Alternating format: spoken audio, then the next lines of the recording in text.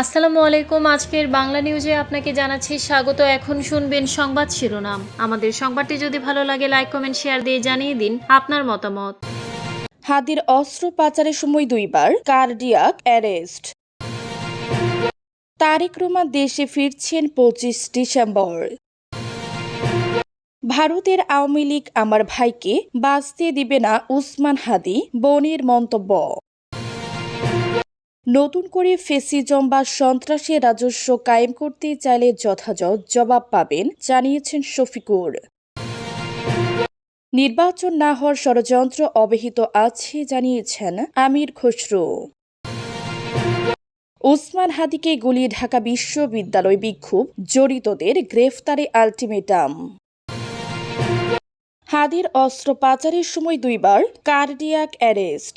ইনকিলাব মঞ্চের মুখপাত্র ও ঢাকা 8 আসনের স্বতন্ত্র প্রার্থী উসমান হাদিকে ঢাকা মেডিকেল কলেজ হাসপাতালে ডামি অস্ত্র পাচারের সময় 2বার কার্ডিয়াক অ্যারেস্ট এবং প্রচুর রক্তক্ষরণ হয়েছে বলে জানিয়েছেন হাসপাতালের নিউজ সার্জারি বিভাগের প্রধান ডাক্তার জাহিদ হাসান। শুক্রবার 12 ডিসেম্বর ডামেক এখনও উসমান হাদির বিষয়ে আনুষ্ঠানিক কোনো তথ্য প্রকাশ না করলে তিনি এসব তথ্য জানান। ডাক্তার জাহিদ হাসান বলেন, তার কন্ডিশন খুবই খারাপ, ক্রিটিক্যাল বলতে যা বোঝায় তাই। হাসপাতালে আনার পর তার সাইন অফ লাইফ ছিল। অপারেশনের সময় এনেস্থেশিয়া বিশেষজ্ঞরা জানিয়েছেন তার নিজস্ব শ্বাস প্রশ্বাসের প্রচেষ্টা ছিল, এখনও তিনি বেঁচে আছেন। তিনি বলেন, অস্ত্র পাচারের সময় 2বার কার্ডিয়াক অ্যারেস্ট এবং প্রচুর রক্তক্ষরণ ঘটে। ওনার নাক মুখ দিয়েও রক্তক্ষরণ শুরু হয়েছিল।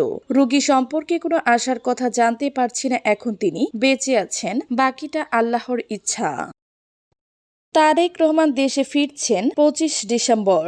25 ডিসেম্বর দেশে ফিরছেন বিএনপির ভারপ্রাপ্ত চেয়ারম্যান তারেক রহমান। শুক্রবার রাত 9:30টার দিকে বিএনপির চেয়ারপারসনের গুলশানের কার্যালয়ে এক ব্রিফিংয়ে এই তথ্য জানিয়েছেন দলটির মহাসচিব মির্জা ফখরুল ইসলাম আলমগীর।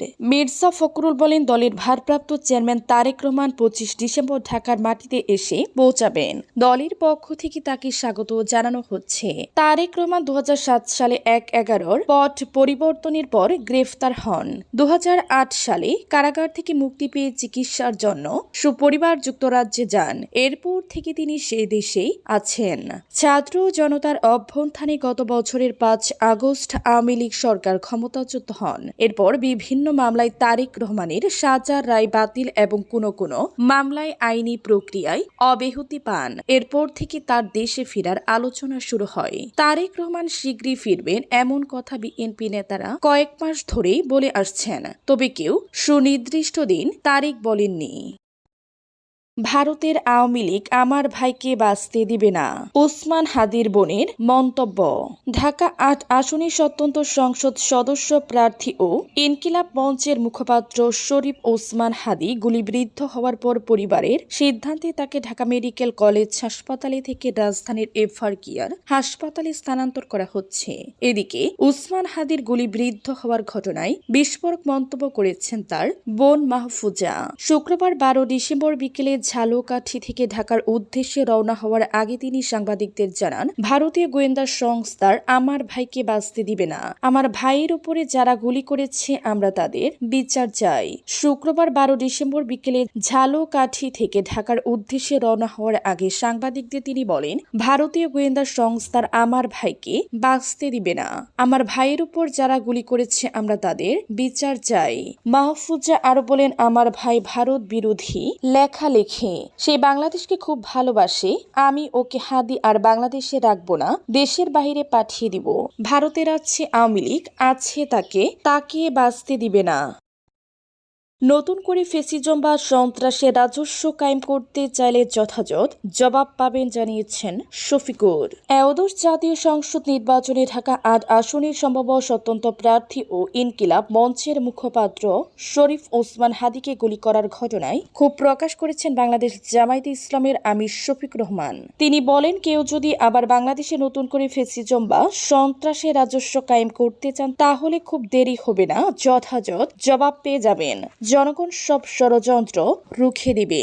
জামায়াতের আমির বলেন, কাউকে এ ধরনের নোংরামি করার সুযোগ দেওয়া হবে না। বাংলাদেশের মাটি কারো বাপ দাদার জমিদারি নয়। আজ শুক্রবার বিকেল 5টার দিকে ওসমান হাদিকে দেখতে ঢাকা মেডিকেল কলেজ হাসপাতালে আসেন শফিকুর রহমান। সেখানে সাংবাদিকদের এ কথা বলেন তিনি।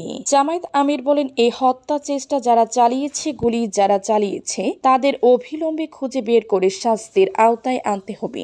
সরকারের কাছে এ আহ্বান জানাচ্ছি। এক্ষেত্রে সরকারের কোনো ধরনের ঢিলেমি বদরাস করা হবে না। সরকার যেন এ ব্যাপারে তৎপর থেকে নিজেদের দায়িত্ব পালন করে সেটা আমরা দেখতে চাই। নির্বাচন না হওয়ার ষড়যন্ত্র অব্যাহত আছে জানিয়েছেন আমির খসরু। এদশ সংসদ নির্বাচন না হওয়ার ষড়যন্ত্র অব্যাহত আছে বলে মন্তব্য করেছেন বিএনপির স্থায়ী কমিটির সদস্য আমির খসরু মাহমুদ চৌধুরী। তিনি বলেছেন, সব ষড়যন্ত্র জনগণ প্রতিহত করবে। আগামী 12 ফেব্রুয়ারি নির্বাচন অনুষ্ঠিত হবে। নির্বাচন সংসদ হবে, এটি জনগণের কাছে দায়বদ্ধ থাকবে।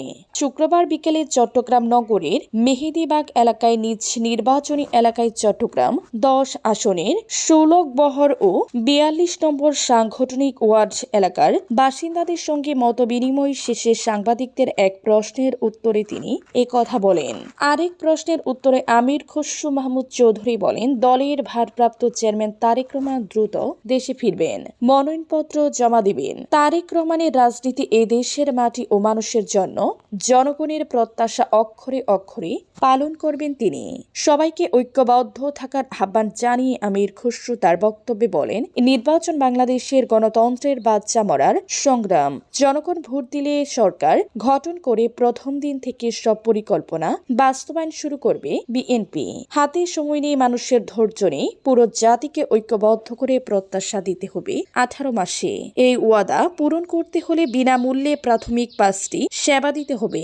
নারীদের ক্ষমতায়ন করতে হবে পরিবার কার্ডের মাধ্যমে। কৃষকদের ক্ষমতায়ন করবে কৃষক কার্ড। ঢাকা বিশ্ববিদ্যালয়ে বিক্ষোভ জড়িতদের গ্রেফতারের আলটিমেটাম। ঢাকা 8 আসনের সম্ভাব্য স্বতন্ত্র প্রার্থী ও ইনকিলাব মঞ্চের মুখপাত্র শরীফ ওসমান হাদিকে গুলির ঘটনায় জড়িত ব্যক্তিদের বিচারের দাবিতে ঢাকা বিশ্ববিদ্যালয়ে পৃথকভাবে বিক্ষোভ মিছিল ও সমাবেশ করেছে বিভিন্ন ছাত্র সংগঠন ও শিক্ষার্থীদের প্ল্যাটফর্ম। ঢাকা বিশ্ববিদ্যালয় কেন্দ্রীয় ছাত্র সংসদ ডাকসু 24 ঘণ্টার মধ্যে হামলাকারী ও নির্দেশদাতাদের গ্রেফতারের সময় বেঁধে দিয়েছে। আজ শুক্রবার সন্ধ্যায় ডাকসু বিকেলে সন্ত্রাস বিরোধী শিক্ষার্থীবৃন্দ এবং বাংলাদেশ জাতীয়তাবাদী ছাত্রদল পৃথক কর্মসূচি পালন করে। সন্ধ্যা 7টার দিকে ঢাকা বিশ্ববিদ্যালয়ের উপাচার্য চত্বরে বিক্ষোভ সমাবেশ করে ডাকসু। সমাবেশ থেকে ডাকসুর সহ সাধারণ সম্পাদক এজিএস মহিউদ্দিন খান বলেন, আগামী 24 ঘণ্টার ভিতরে এ ধরনের ঘটনার সঙ্গে জড়িত এবং এই নেককারজনক ঘটনার নির্দেশদাতাদের গ্রেফতার করে বিচার কার্যকর করতে হবে। ডাকসুর এজিএস আরো বলেন, যারা এই ধরনের ষড়যন্ত্রের সঙ্গে জড়িত তাদের যদি এই সরকার দ্রুত সময়ের মধ্যে গ্রেফতার করতে না পারে, তাহলে এই সরকার জনতার নিরাপত্তা দিতে ব্যর্থ হয়েছে বলে প্রমাণিত হবে। ডাকসুর পরিবার সম্পাদক আসিফ আব্দুল্লাহ বলেন, আমরা অন্তর্বর্তী সরকারকে হুঁশিয়ার করতে চাই, যদি আগামী 24 ঘণ্টার মধ্যে হামলাকারীদের শনাক্ত করা না হয় এবং এর পিছনে রাঘব বোয়ালদের গ্রেফতার করা না হয়, তবে বাংলাদেশে দাবানল জ্বলবে।